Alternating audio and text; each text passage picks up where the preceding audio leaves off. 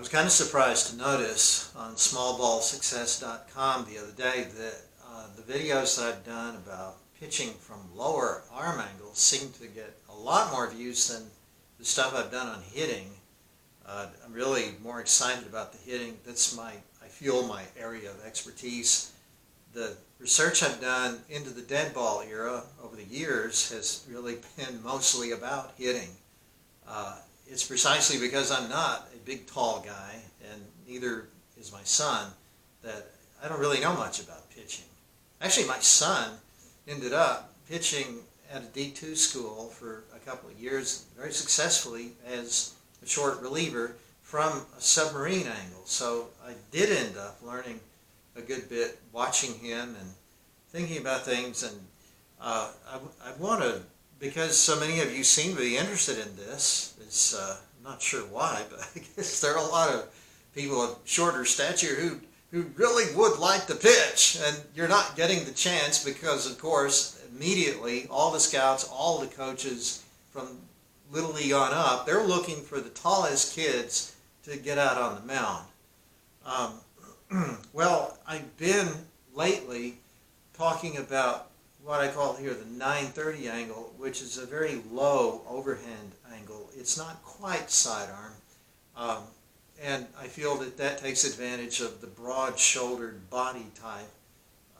It allows you to, perhaps in the way that we're exploring, to open up more when you go to the, not stride straight toward the plate, but open up some and crossfire and use that core that you have, those that broad, strong frame that you have to pull your hand across and accelerate the ball. It occurred to me the other day, I haven't done any videos for about 2 years, I think, about submarining, and I just felt that clearly it's going to be, in terms of velocity, a better bet to try to be a little bit overhand. So many submariners will end up stepping toward third base. This is called throwing across your body. They'll drop down, and then their foot is going to land over here so that they have to throw across their body, which will reduce their velocity, and it can also produce certain physical problems. It really can end up hurting you. The taller guys, and my son advised me of this even though he was throwing from down here himself, that he should know. He could observe that other guys who threw similarly to him, who had the tall, lanky bodies, were having more success with it. And that kind of stands to reason, because if you're going to lose velocity by throwing across your body, then you'd better have long arms to kind of make up more velocity.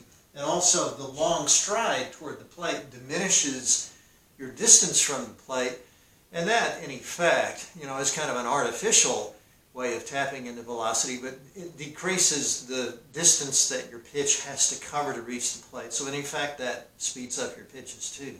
Well, so, for those reasons, I kind of decided, no more submarining. We've talked enough about that. Let's go to something above the sidearm.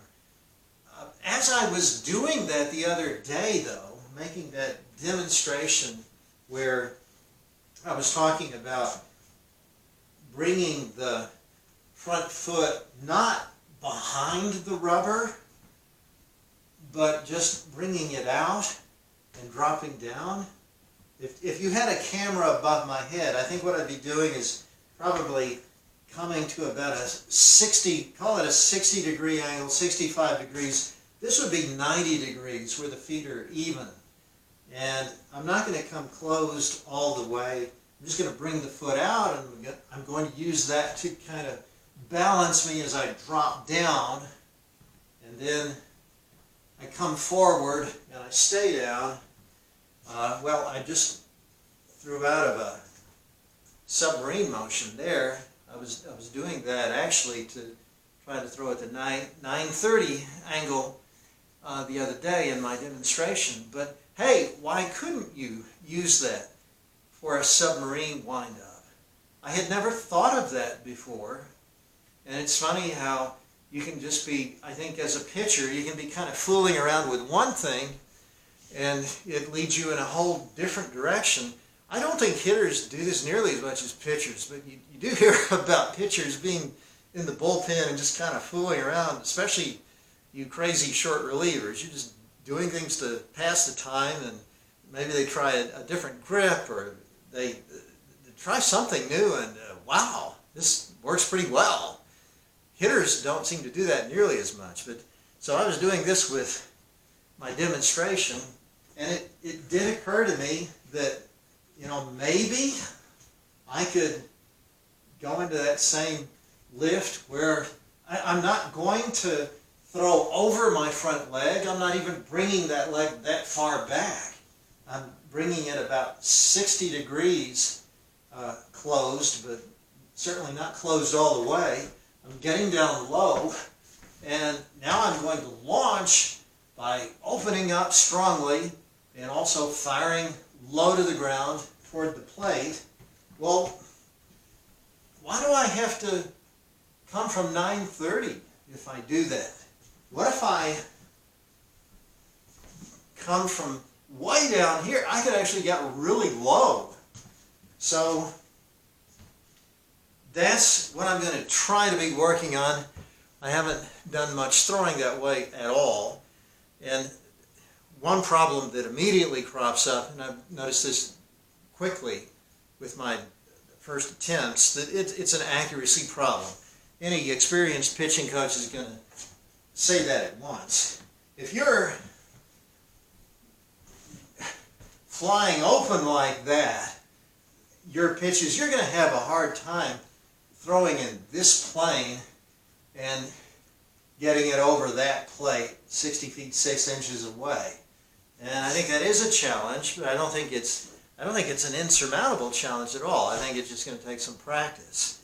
The other thing that honestly worries me a little more is that right after I made my initial experiments with that, I noticed that I did get some lower back pain, and my knee possibly could get very sore. The knee doesn't bother me that way so much because I think you can build up the muscles that you need to push off of that. Just do lots of deep knee bends. But the lower back wasn't really made to be pivoting that way. So I'm a little worried that a pitcher who throws this way over the long haul may have some lower back problems, and we want to always keep an eye on that kind of thing. If there's a place where joints and ligaments are involved, then we don't want to mess around with that. If we're getting pain in that area, then let's try something else. But this is worth further exploration. Quickly, I'm going to mention just a couple of other things about this that I like.